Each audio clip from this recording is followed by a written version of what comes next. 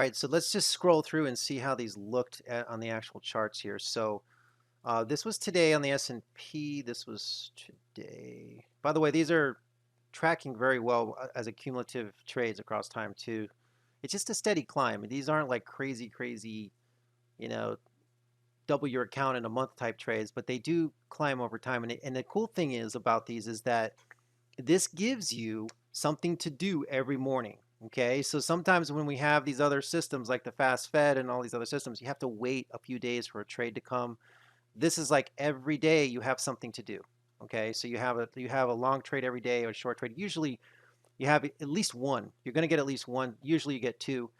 But this was today. So for example, this easy timer comes in today and goes long at 10:15, and then it gets out at what's this 10? It hits the target here at 10:24 essentially. So I have the window over here talking about the targets here, but it was a pretty quick window. And of course, we had not only do we have the Fed, but we had the Fed talking today. So we had all of this big, big, big, big, big Fed rally. Now you can do things like trail these up and however you want to do it. I'm just telling you, this the letter of the law. These are the targets. These are the stops. It's up to you how you want to do it. And this is on an E-mini, E-micro.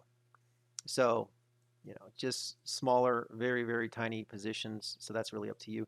This was a short today. So for example, like I said, sometimes it stops out and it keeps going.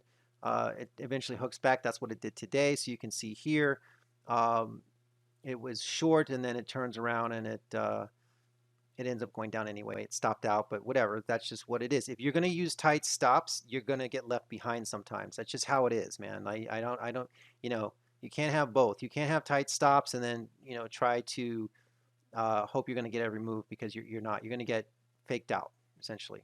So I'm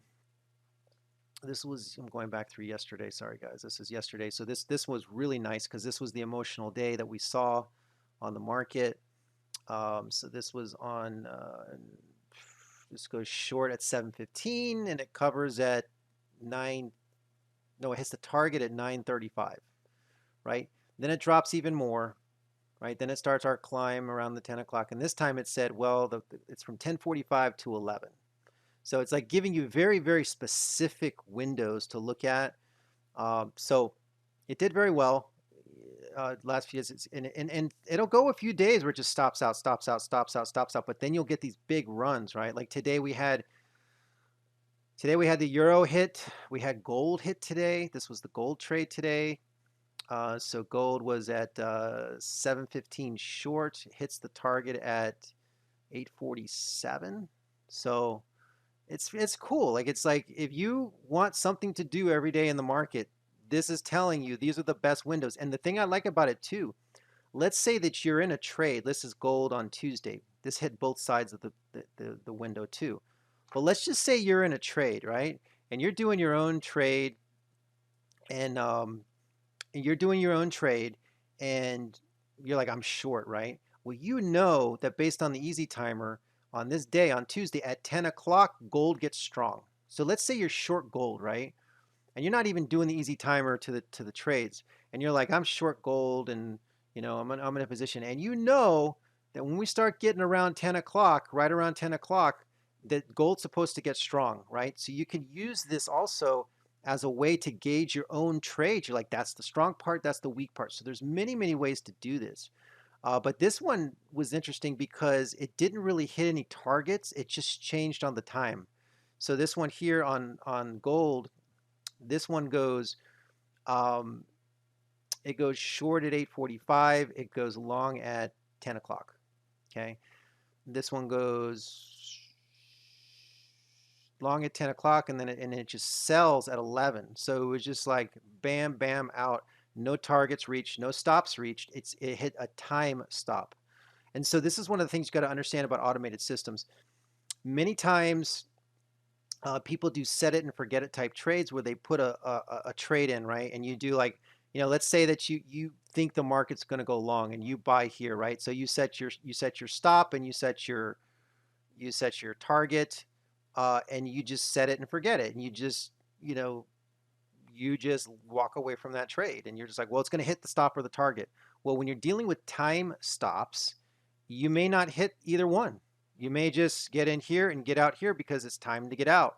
So you also have a time stop. And so a lot of times with these trades, you're not even going to hit the target or the stop. It's going to be somewhere in between on these trades. So just something to consider as we look at this here.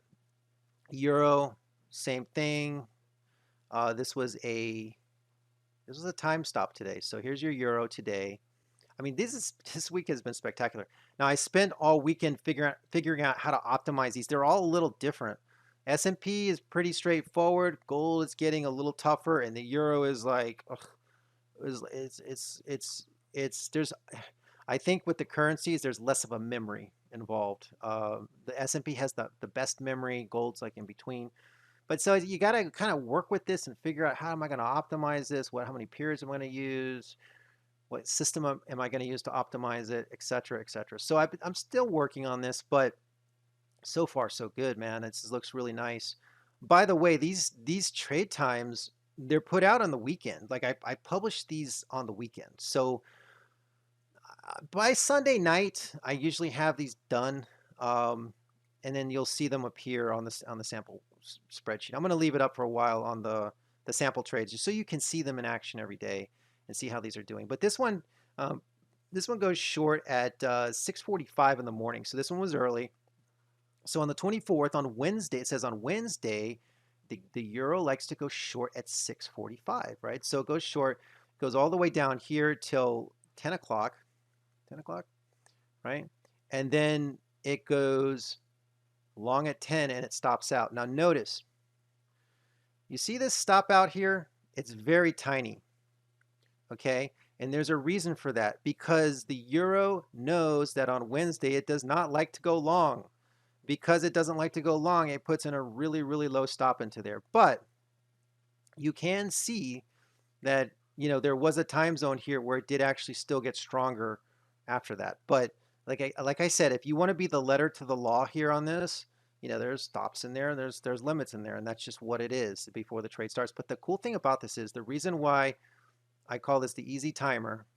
I know sometimes I call it easy trader, but technically it's the easy timer, is because it's super easy to use. You know when the trade's coming, you know what the target is, you know what the stop is, and so it's just kind of like there's something to do every morning, and it's and it just kind of creeps up across time, across you know multiple weeks. It's just kind of a creeper. It's not, like I said, this is not a system that's going to double your account in a month or 2 months or something like that, but it gives you something to do, and it also gives you the context and for what you want to do.